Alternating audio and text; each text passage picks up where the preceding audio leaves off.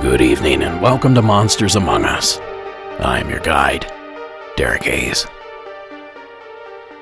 Ooh, the leaves are turning crisp.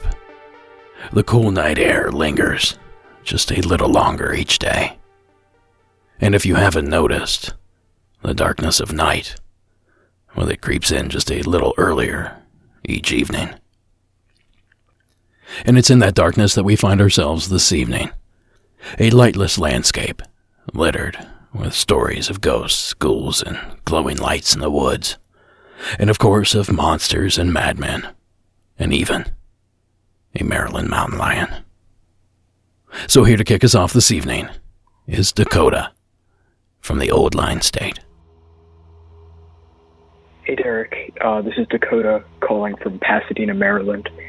And I'm just calling about a weird encounter I had a couple nights ago with what is technically a cryptid. It was around 1 a.m. and I found a ladybug in my room. And being the animal lover I am, I picked it up and I carried it to my back porch to let it go. And I guess I'll preface this by saying recently my neighborhood in particular has been having problems with coyotes. More and more people are seeing coyotes, and it's in the middle of the suburbs, so it worries people. And I'm not sure what's causing it, but it seems like more and more wild animals are coming into this suburb. But anyway, I step out onto my back porch with this ladybug, and the first thing I hear distinctly was the scream of a mountain lion. Mountain lions are supposed to be extinct in Maryland. I've heard Black Panther reports, I've even heard reports of mountain lions, but it is not a recognized species here. It was close enough to where I could feel it in my chest. It shook me, and I turned right around and went right back to my room. I was not going to investigate any further.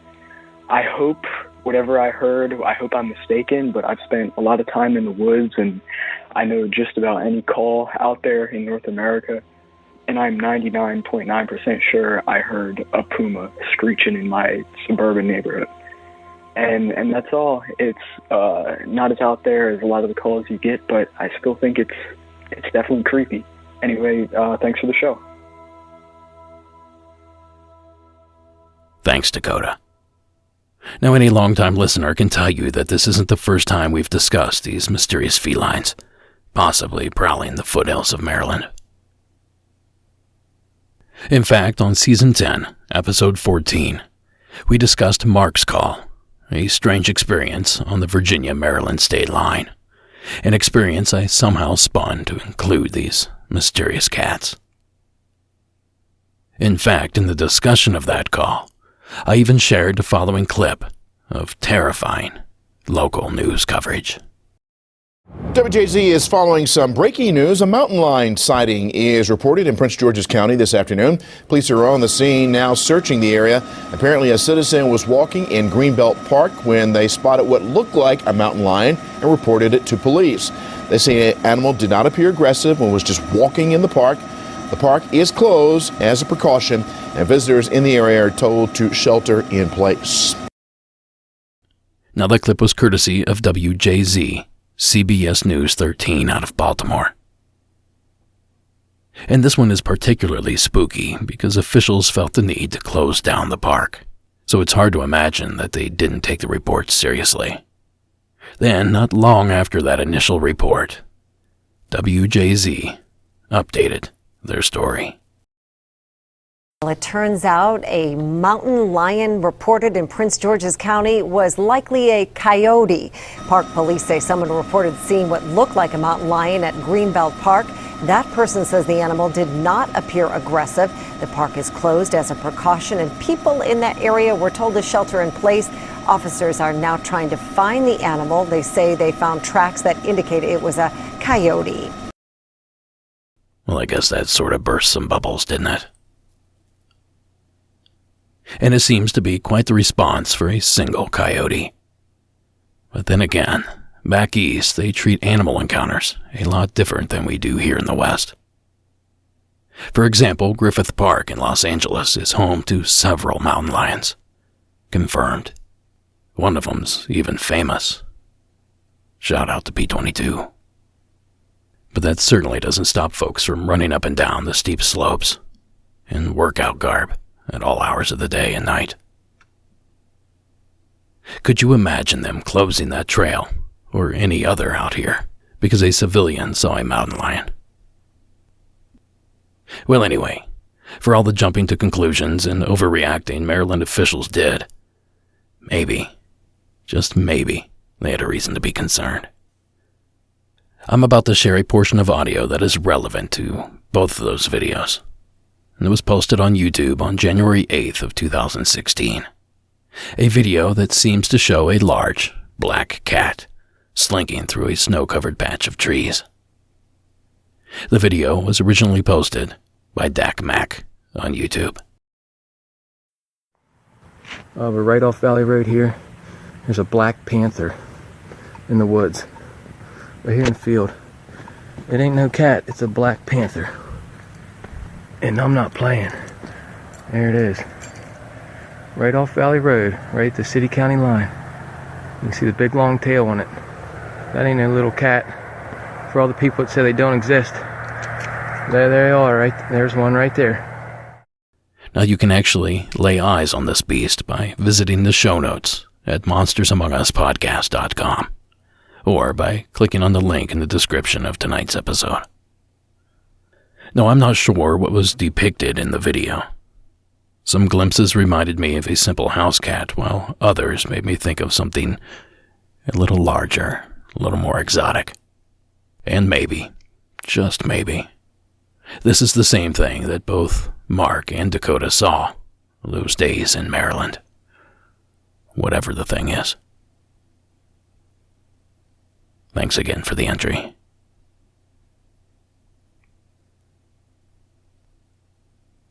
Now, before we move on to tonight's next call, if you have a story you think would be perfect for Monsters Among Us, simply call the hotline at 1-888-608-NIGHT.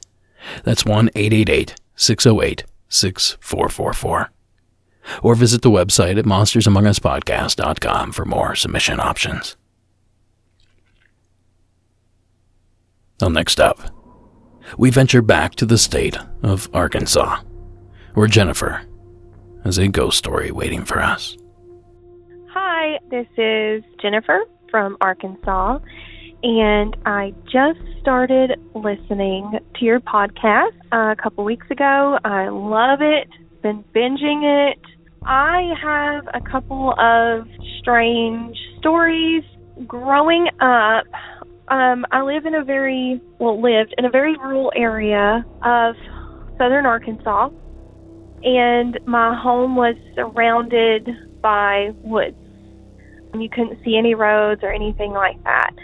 Well, my aunt, who's now passed, she could sense things in our home, around our home. I didn't know until I was older the things that she saw, because my mother didn't tell me. Obviously, she didn't want to scare me, but my aunt said once that she saw a woman in our hallway who was in all white and had a badly burnt face. And what's funny is I never actually saw a full-bodied apparition like that, but I would see flashes of white, like a white dress, go by my windows outside. And once my mother saw a little girl in white that she said looked exactly like me when I was around 5, and this was when I was much older, so she couldn't have mistaken it for me because I was a teenager at the time. But she said she looked exactly like me, except I have really dark brown eyes and this child had blue eyes. So, my brother and I would come home and find drawers in the kitchen and doors, cabinet doors, all wide open. We didn't hear anything, see anything. We had a few things like just fly off of high shelves that, just like flew off, like someone threw them off. So that was weird too. But the weirdest and I guess scariest thing that ever happened in my house was I grew up in a very religious home, and my mother had been going through some struggles. My aunt passed suddenly at a relatively young age, and it wasn't expected, and they were very, very close. So, it was hard on everyone, and my mother was grieving a lot. So my dad and some other people from our church just all gathered to have prayer. And my best friend was with me. And to our back was a staircase that went to my upstairs room. And at the same time, we're praying over my mother, and my friend and I at the same time, it was like a jolt of like lightning in your brain, and you just felt something. You felt hate. It was pure, unadulterated, I hate you. Why are you doing this? In my brain. And it shocked me. And I saw in my mind's eye just this black cloud with this horrible, evil, sneering face kind of like crawling up the stairs. And I just knew as soon as I turned to look that I was going to see that, but I was compelled to look. And I look behind me, and I see just a flash of a shadow, and it's gone. My best friend, who's also very kind of spiritual, I just said, "Did you feel that?" And she just said, "Mm-hmm." And that was it. And it was gone. And that was probably the scariest thing that ever happened in the house. But anyway, thanks for listening to my submission. Hope it gets aired. Hope you can use it. Love the show. You're doing great. Thanks a lot. Bye-bye. Thank you, Jennifer.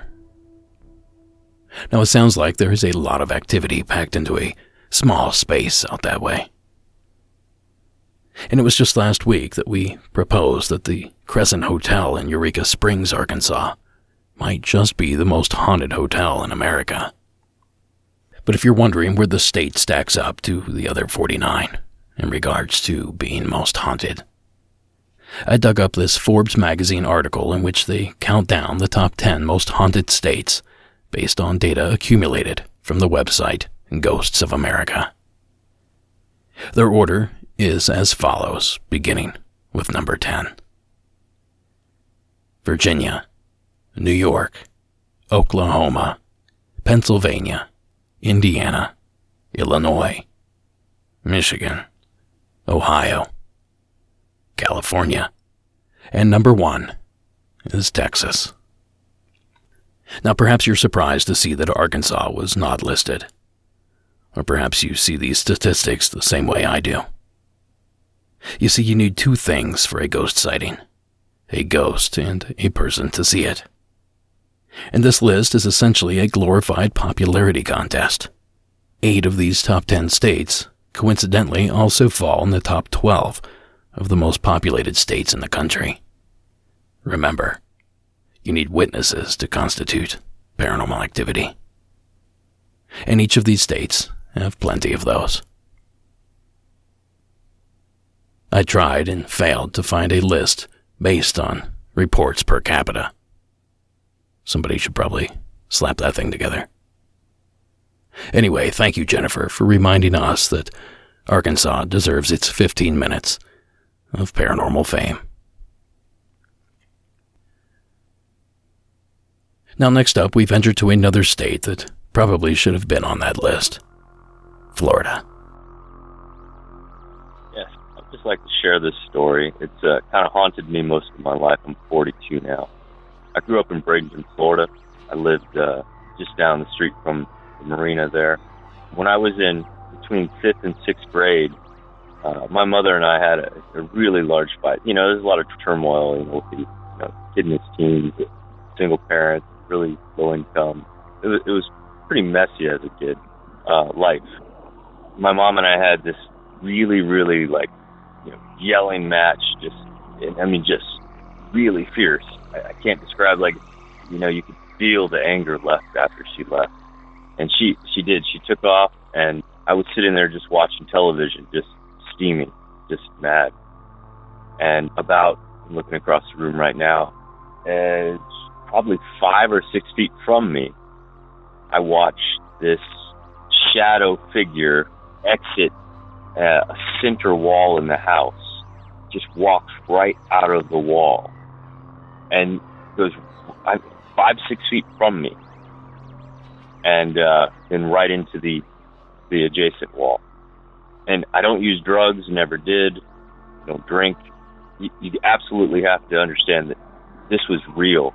It wasn't something I imagined. It happened fast, but it happened slow enough to where I could blink. And I remember trying to, because I was aware that my brain can play tricks on me. I'm not a fool. I understand that, yes, you can have such things as optical illusions. There are certain things that the human brain can do to us that would trick us. And so I was aware of that even then, and I closed my eyes, opened them, and it was absolutely real. It looked like a male. It was a dark consistency. It wasn't like an apparition. It was very much solid form, even though you could kind of see through it. I don't know how to describe that any better than that, but it was absolutely real. It absolutely felt like a male presence. It did not come at me. It walked right past me. It didn't even acknowledge my existence. It was the strangest thing. It didn't even care that I was there. So that's my story. It's absolutely true. I've taught high school, and I like to ask around Halloween my students if they've had stories. And I think they think sometimes when I share that story that I'm making it up. It's absolutely real. I wasn't making it up. It's confused me for most of my life. I didn't see how it's possible then, and I don't see how it's possible now. Thank you. Thank you, caller. That's the thing about these creepy entities. You never know when they're going to show up.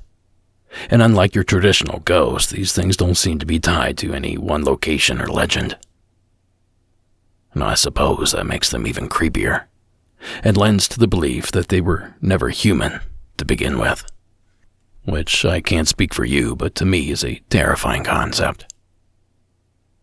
Thanks again, caller.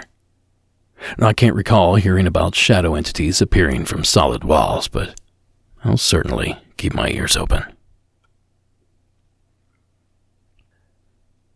Okay, like last week, I'll do my best to keep these announcements as quick as I possibly can. Be a lamb.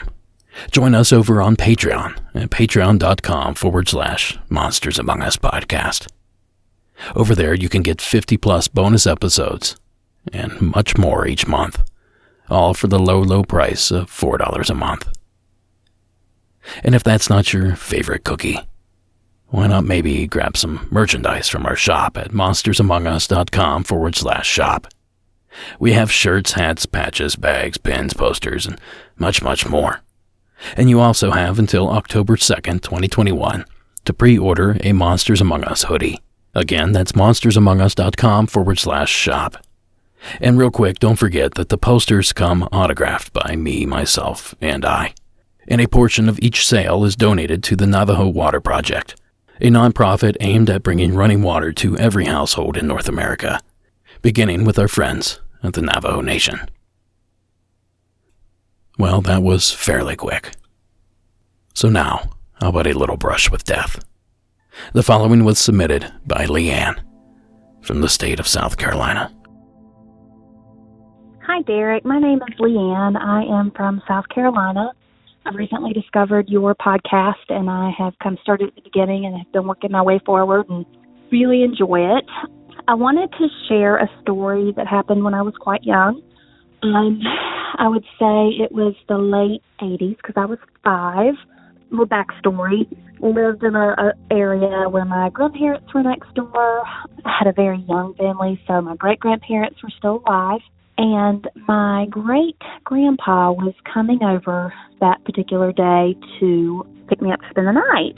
Well, he got there and kind of chatted with my parents a little bit and then said, I just don't think tonight's a good night to spend the night. So he didn't let me come over. And, being a kid, I threw a fit and I cried.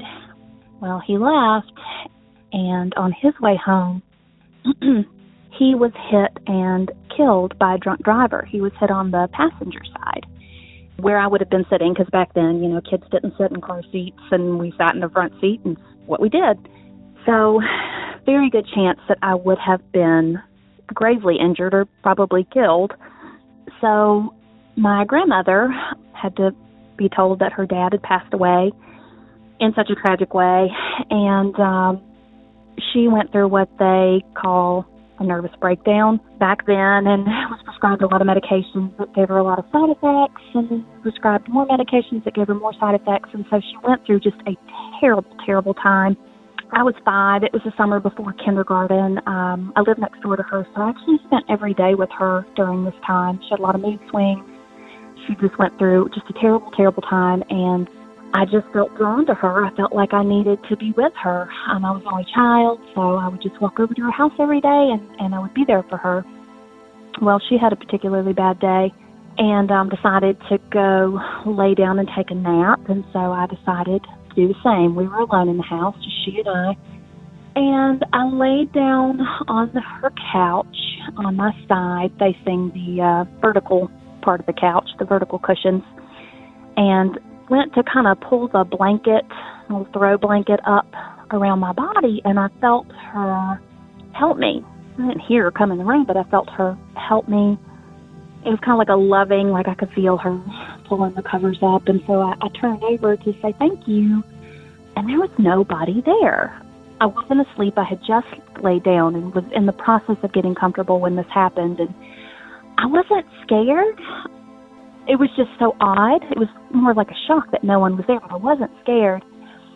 And I like to think that my grandpa not letting me go with him, which had never happened before, and then this incident was just somebody looking out for me, and it was definitely supernatural. I can't think of any possible explanation, because the second I felt those hands tucking me in, I rolled over, and there was not a soul there. So the land that she lived on and my parents still live on had been in the family since the late 1800s, and we would often find arrowheads and other really cool things. So I think there's some historical significance there.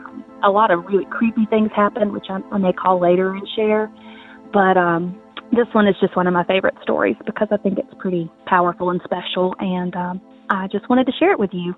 I do love your podcast. I hope that it goes on for years to come. You do a wonderful job, and thank you for what you do. Have a good day.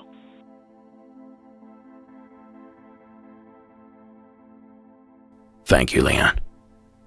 That is a wild story. And it's a perfect example of how fragile life can be.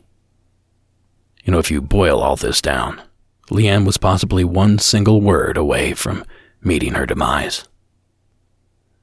If her great-grandfather had simply uttered the word yes, she may not be here to submit this unsettling account. That's enough to drive anyone mad. Imagining times that you yourself came as close as Leanne did to that final curtain. Or maybe that's just me. Either way, thanks, Leanne, for sharing the entry. Tonight's episode is brought to you by BetterHelp. It's no secret that the past year has been tough on us all. So there's no time like the present to put more focus on your mental health. Is there something interfering with your happiness or preventing you from achieving your goals? Well, I've been there. I've struggled with depression, trauma, and grief, and I can tell you from experience, speaking to a professional can be extremely helpful. BetterHelp will assess your needs and match you with a licensed professional therapist who is right for you.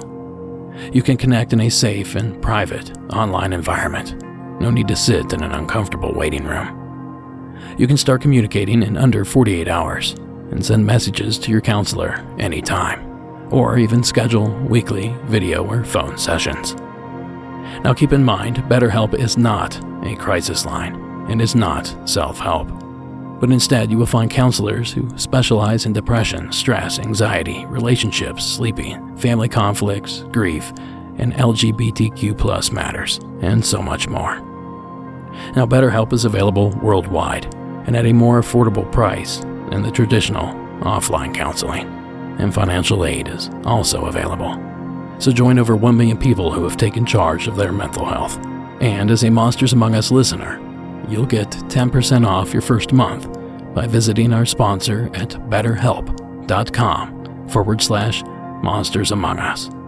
That is BetterHelp, HELP.com/Monsters Among Us.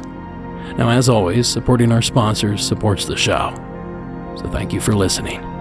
And back to the spooky stuff. Now, have you ever been traveling and found yourself in a location that just didn't feel right? Well, Nate from Florida had that exact same experience. Hi, Derek. It's Nate from Orlando. My story takes place in Copenhagen, Denmark, which I know to be a very haunted city. My wife and I were kind of doing some traveling around Scandinavia, and when we got to Copenhagen, we stayed in a hotel called the Hotel Bethel. It's an old sailor's church that is now a hotel. The building's really old. The hallways were very creaky, very loud, echoey. You could hear your neighbors in the other rooms coming in and out of the stairs. And they had motion sensor lights in the hallway. So we're there in June, and it's very hot. We did not expect it to be as hot as it was for summer in Scandinavia. And I was having trouble sleeping one night.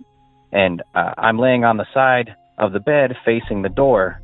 And I notice that the light flicks on in the hallway, but I can't hear anybody. I haven't heard my neighbors, nobody. So I notice that's weird, motion light going on, no sounds, whatever. I kind of just lay there on my side and continue watching the door. Now there's about an inch gap at the bottom of the door letting the light in. It was then that I would say this is probably around by about midnight, 12:30, somewhere in there. I notice the shadow of 2 footsteps, as if somebody were to walk directly up to the door and stand there. No knocking, no nothing. Still, again, light is on, no creaking, absolutely nothing. I woke up my wife. I shook her awake. I point. She looks. She acknowledges it and goes straight back to bed. And I didn't think anything of it. After a little while, the light goes off.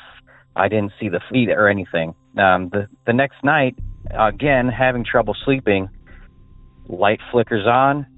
I can see the feet by the door. Again, probably this one's a little later, maybe 1 a.m., 1:30, but it freaked me out. I ended up asking the hotel clerk on our way out if this place was known to be haunted. She didn't know of anything. I've tried to Google it, but yeah, it was just a weird experience. Again, didn't really have any direct contact, never saw any people, but just those shadowy feet underneath the gap of that door was one of the weirdest experiences I've had. Thank you for the show, and you have a great night. And you can add that example for reasons I dislike staying at hotels. Too much coming and going by both the living and apparently the dead. Now, I wish I could add more here, but Nate is absolutely correct. There's virtually no information out there about the Hotel Bethel and any ties it has to the supernatural.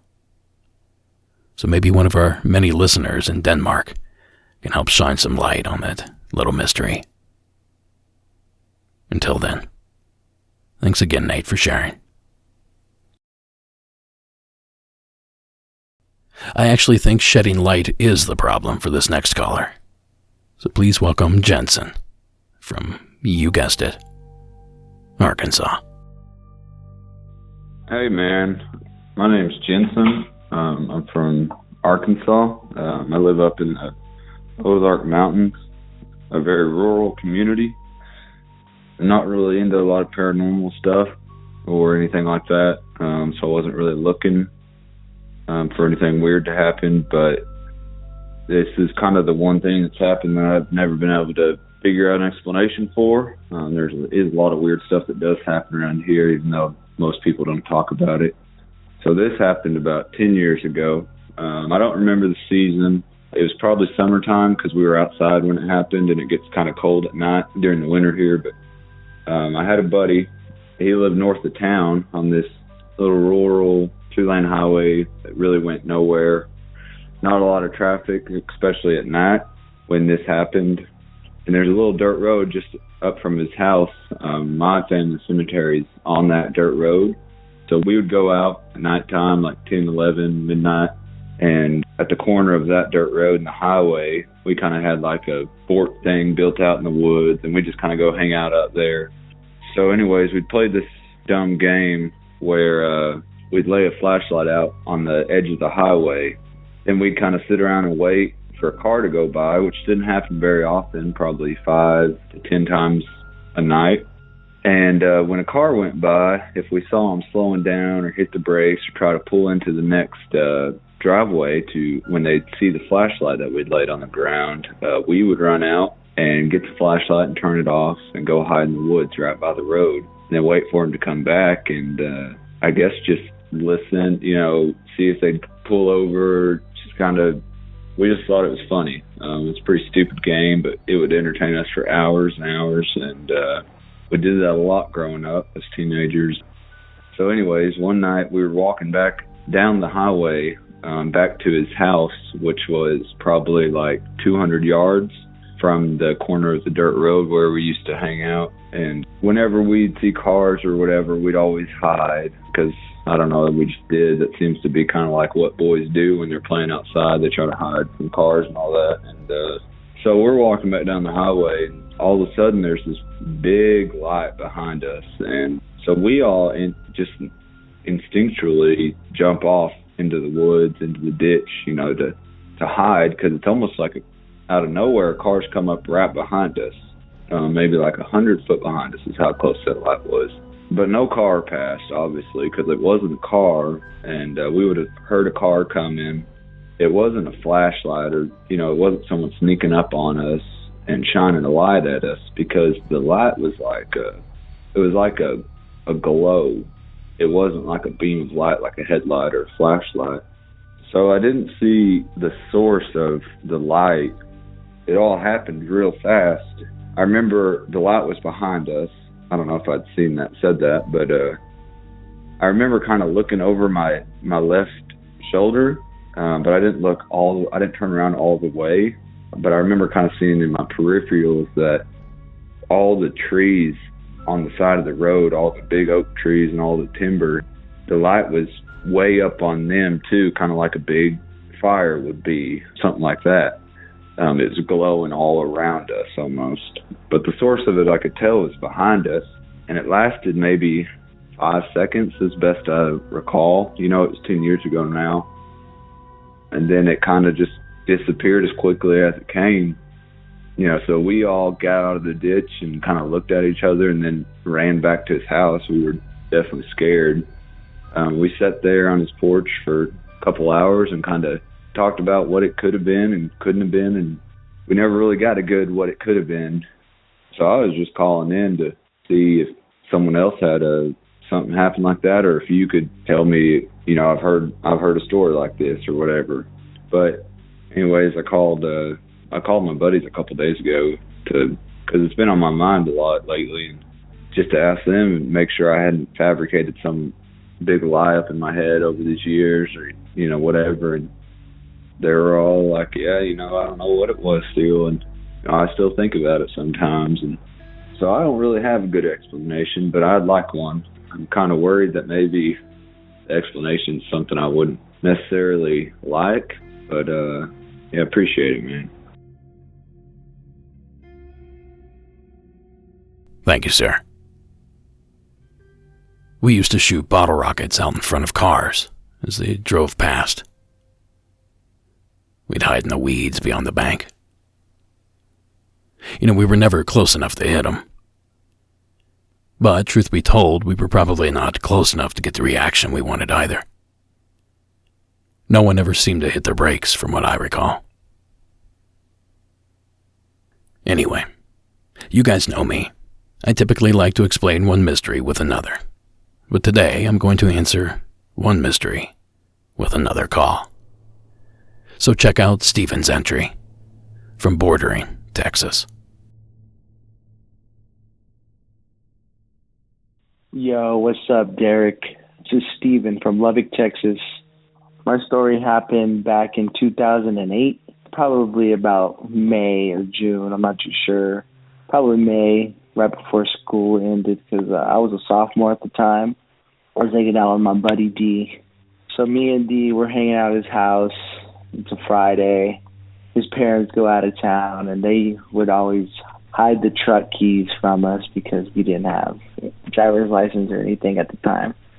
But naturally, we found it and took it for a joyride, took the truck for a joyride, and we pick up my girlfriend at the time.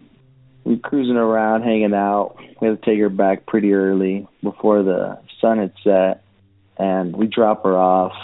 And like I said, the sun hadn't set yet. It's like dusk. It's setting. There's still some time, still a little bit of light out. And we're driving down the residential roads back to the main street.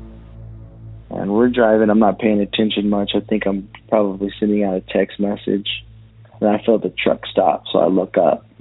And I just see this bright, incredibly bright purple light shining down from the sky in front of us. And I'm immediately like, hey, do you see that? And he's like, yeah. What is that? Neither of us know. And at the time, I don't know why, neither of us looked up. Like, we could have stuck our head out the window or looked out the front window, the windshield, but none of us thought to do that. And then the light starts coming towards us, and it engulfs the truck. And I can't see anything.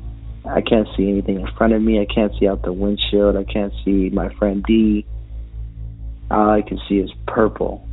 And then next thing I know, we're down the street, we're past the stop sign that was in front of us, parked in the middle of the road there, and it's already dark, like the sun had already set.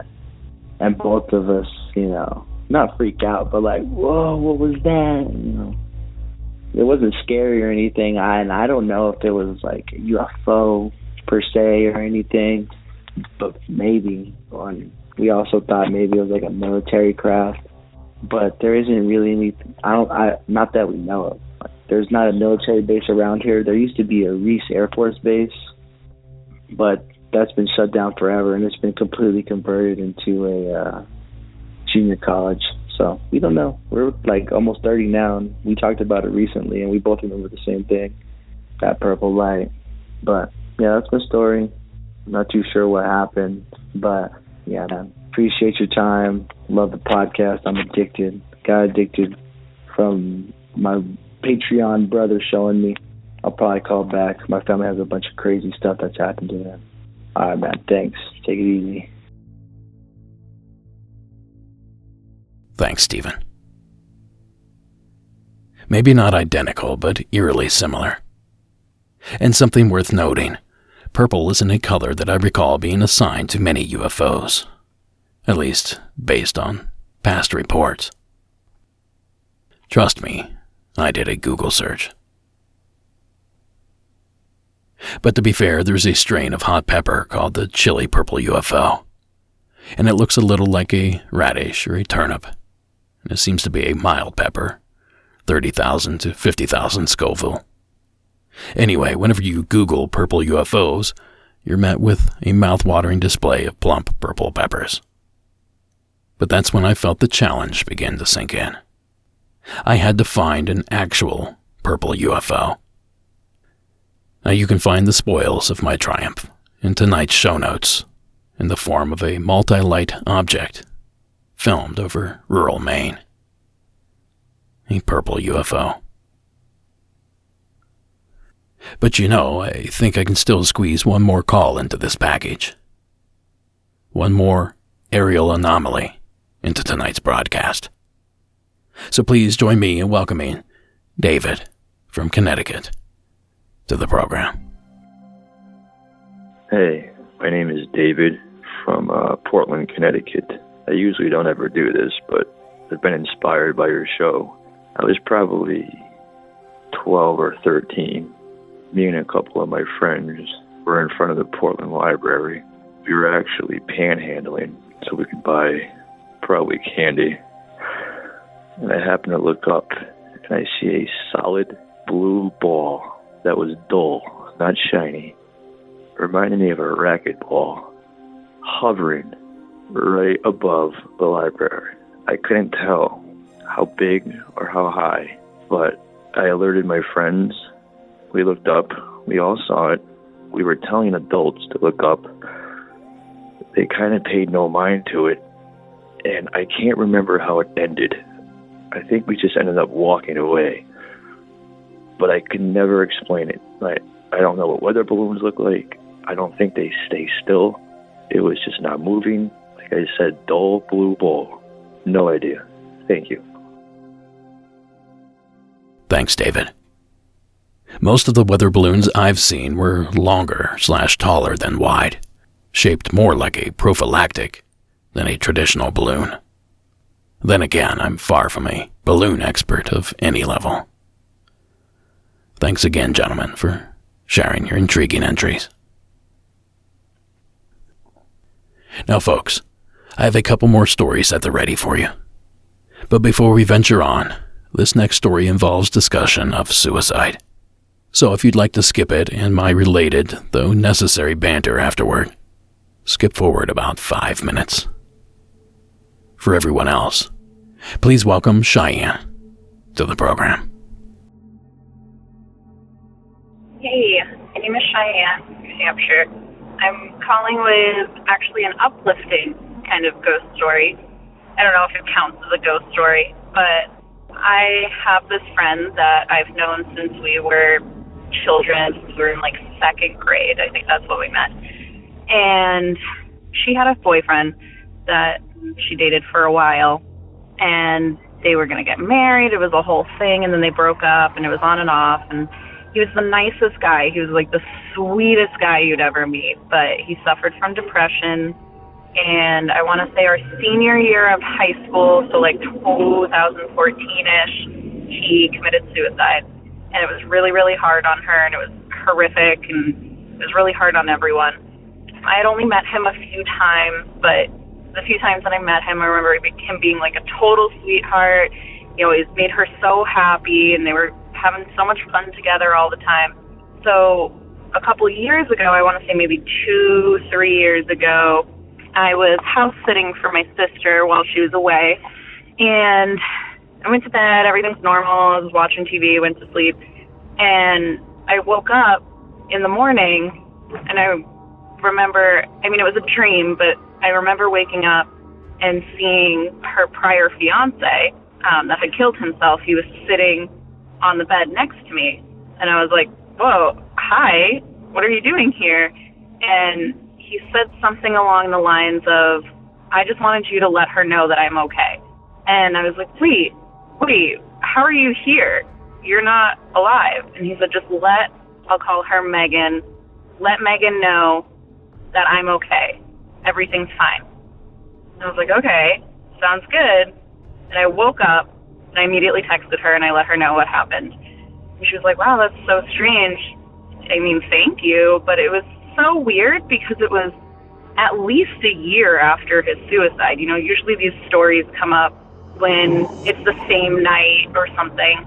I'm wondering if maybe it just took him a while to pass, like maybe he had things, some unfinished business or something, and before he left, he wanted to let her know. I don't know why he would choose me. Maybe it was just a weird dream, weird, sad, very, very, very vivid dream. But I would like to think that it was actually him coming to visit and to say, like, hey, everything's cool, don't worry about me, tell her to be happy and live her life and that I'm A-okay. I don't know, it was kind of uplifting and sweet, and I let her know, and we both kind of were emotional about it, but I remember he had these beautiful crystal blue eyes, and in my dream, he had those beautiful crystal blue eyes, and I was like, this is the weirdest, how are you here? So that's my story. It's kind of nice and uplifting, and it was sweet. It was different, but it was sweet. All right, you're doing a great job with the podcast. I'll call back with more adventures, stories, and whatnot. All right, thanks. Bye. Thank you, Cheyenne. You know, having had my own similar surreal dream, I can empathize with your confusion. Some of the details just seem too oddly specific to simply be my imagination.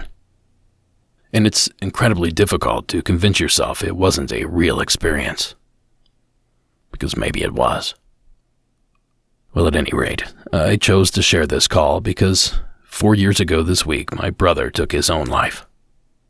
The shocking and tragic loss my family experienced will be just below the surface for us for the rest of our lives. Now, I say none of this for your pity or your thoughts or prayers, though I appreciate the gestures. I share our experience in hopes that it will reach the poor soul out there clinging to whatever they think they have left.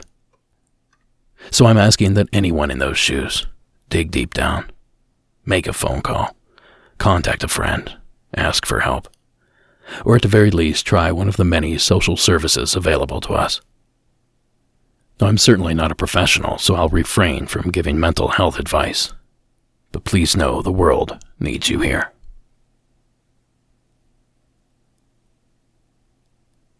Well, if you can't tell, that is a subject I do not like talking about. So, let's move on to something a little more palatable. So here, to round this monster out, is Lewis. And if I tell you what state he's from, do you think you can guess the phenomena? Well, here's Lewis's entry from the state of New Mexico. Hey, Derek, how's it going, man? My name is Lewis. I have 2 Skinwalker stories for you. They did not happen to me, but they were told by family and friends. The first one is my girlfriend's grandma. She was traveling north from Gallup, New Mexico on 491 towards Shiprock, New Mexico. And, she said she was driving late at night. This happened a couple years ago. Just driving home, I think she was maybe in Phoenix or something, just driving through. She says she was just driving down the road, and she says she had this animal-looking thing just run through her hood and step on top of her roof on her car and run right off of it. In the middle of 491, she said she was going about 70, 75 miles an hour. And that animal just came through, jumped on her roof, jumped on her hood, and then out the back.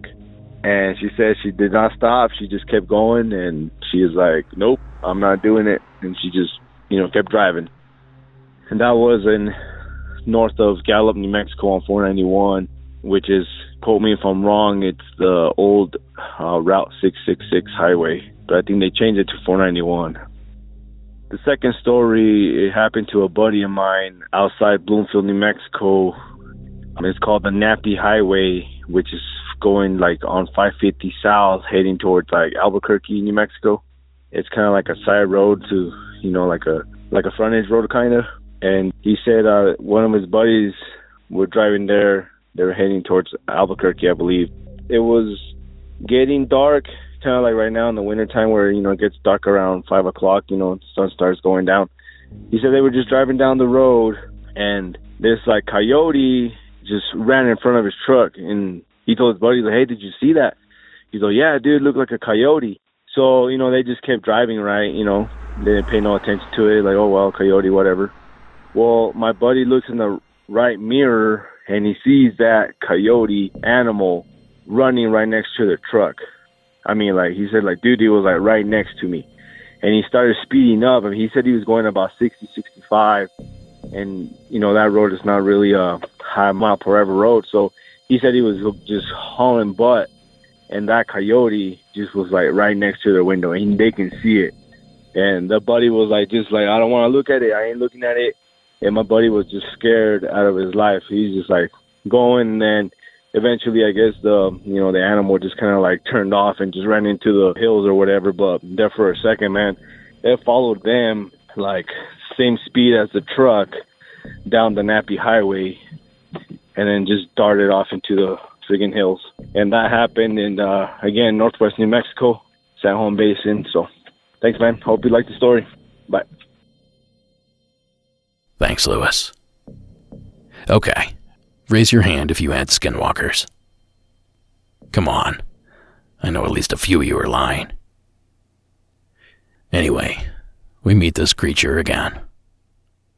These skinwalker tales pop up from time to time, and as fascinating as they are, they're also a bit frustrating to discuss, because the legend varies from telling to telling, and it's difficult to know if the person you're getting the information from has any kind of authority on the subject whatsoever. So let's instead focus on another spooky part of Lewis's entry, the mention of the Devil's Highway, U.S. Route 666. That 194-mile stretch of highway sprawling from southwest Colorado into Utah and winding its way to Gallup, New Mexico. That road is infamous for strange and terrifying activity. Truckers speak of phantom passengers, warning them of dangers ahead. Others tell of time-warping mists that set them back hours or move them ahead days. And other travelers speak of a spectral black automobile, a vehicle infamously known as Satan's sedan. In the pitch darkness, some travelers of 666 have claimed to have been harassed by Satan's sedan. Witness accounts are usually quite similar. They describe how, while driving alone down the seemingly endless stretch of desert and the black of night, they suddenly see a set of headlights in their rearview mirror, far off in the distance. As the lonely driver continues forward into the night, they notice the car is gaining ground on them quickly. Some panic at the astonishing speed of the oncoming vehicle and speed up. No matter how fast they go in an attempt to put distance between them and the oncoming vehicle, it continues to gain on them at a supernatural speed. For some, the dark car follows very closely on their bumper, while still others have had the vehicle pass them at incredible speeds. Some travelers have been driven off the road by the car as they veered to avoid collision with it. Witnesses describe this car as an old, dark, black sedan. The demon car has also been witnessed going out of sight by turning a corner or going over a small hill and simply disappearing. The ghostly automobile has been linked to at least 5 deaths, according to Dr. Teicher, an investigator that has logged accidents along the road for over 10 years. Now that segment is property of Things Unknown on YouTube. Then there are the spectral hounds, these red-eyed beasts that are said to belong to the devil and roam the lengths of the road in search of souls to drag to hell. And what is a haunted and or cursed stretch of highway without a lady-in-white legend? The story goes that a young Native American girl is said to wander the narrow strip that cuts through the southwest desert. Now she looks too young to be walking alone, so as a passerby you stop to see if she needs help. But before you can get your window down to ask, she simply vanishes among the sage and creosote bush, or whatever lives in that area. But you know, it's the name that really draws attention to the road. And according to the Book of Revelations, the number 666 is a symbol that represents the devil, a mark of the beast, if you will. So naturally, a road named after this number gets its fair share of comparisons and reputations. So much so that in 2003, the name of the highway was changed to 491. The following article is some of the only media coverage I could find that covered that road name change. Its number was up. Some people consider 666 a sign of evil, the number of the beast in the New Testament Book of Revelations. That's why two-lane US 666 through the Four Corners area, named because it was the sixth spur off of US 66, is now US 491. The road's satanic connotation caused such a protest among the Navajo, whose New Mexico lands it crossed, that Governor Bill Richardson announced the name change last June.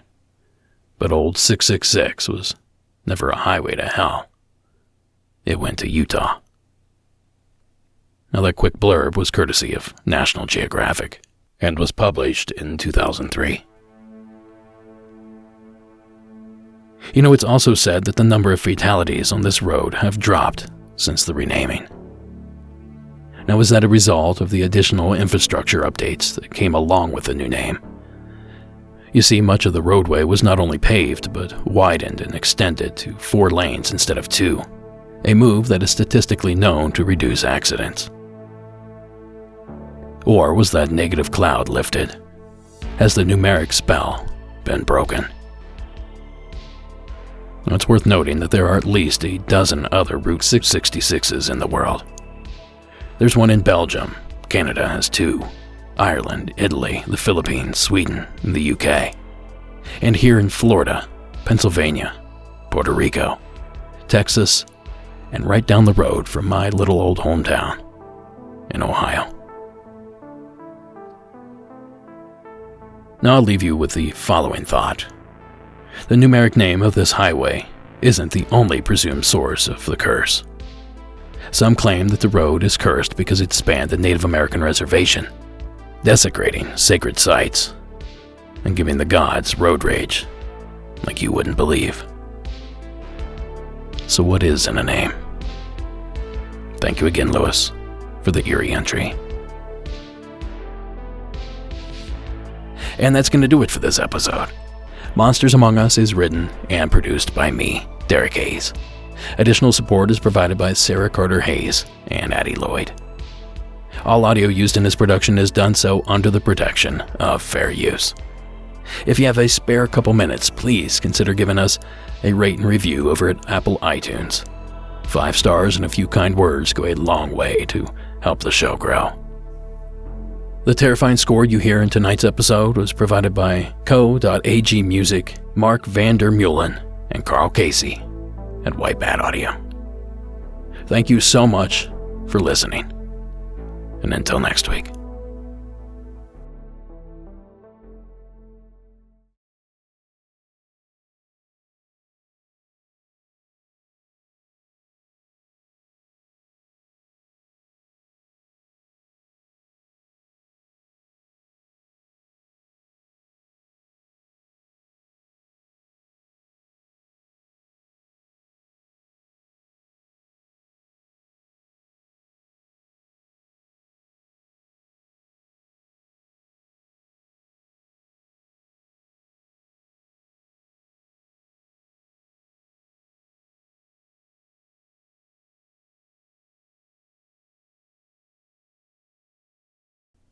Now, for those that are just finding out, we do a bonus story if you stick around to the end of the broadcast.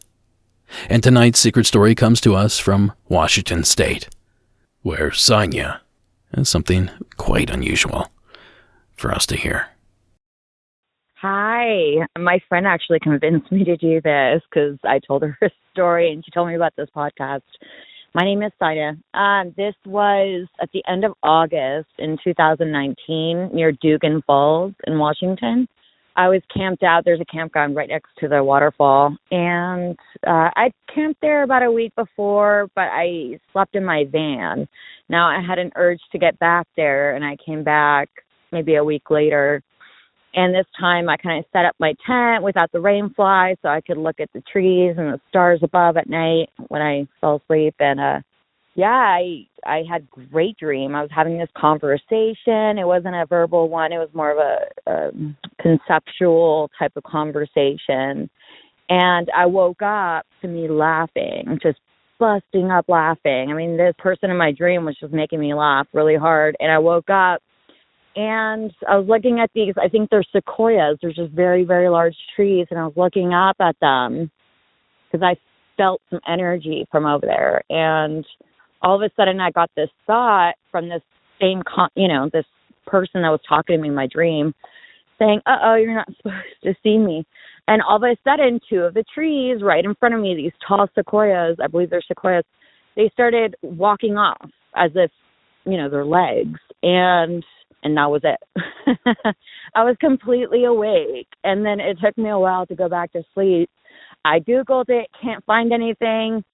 It wasn't creepy. I actually felt very welcomed. And there was like a protective kind of energy in that entire area. Yeah, so that's my story. I haven't been able to find anything online, so it makes me kind of think I'm crazy, but thought it was worth a shot. There you go. Yeah, it was end of August 2019. in Dugan Falls, Washington. Yeah. No full moon, though. It's pretty dark. There you have it. Thank you, Sanya. You know, a quick Google search produces several quote-unquote walking tree videos. Now, I've linked to a pair that both showed large trees shimmying back and forth in the distant tree line.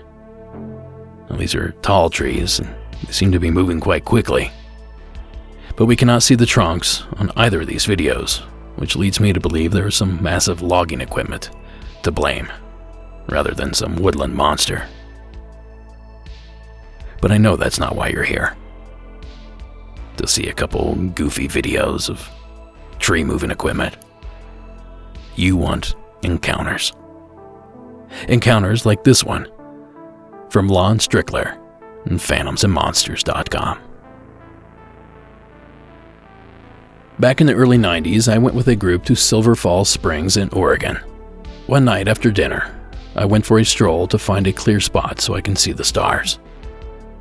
After about 20 minutes of sitting quietly and contemplating the sky and stars, a breeze blew through and rustled all the trees and branches around the clearing. As the wind gently shook the trees, something caught my eye in my peripheral. I looked to my right, and there it was. Just for a second or two, I saw what could be best described as a walking tree. Its limbs were long and thin. It could probably touch the ground if it just relaxed its arms down. There didn't seem to be a distinction or separation between the torso and the hip area. The legs looked like a pair of articulated tree trunks with no discernible feet, and it had patches of moss randomly covering its torso and legs, and was about 20 feet in height. It was also holding what could be described as a long, baseball-like club in its right hand going over its shoulder.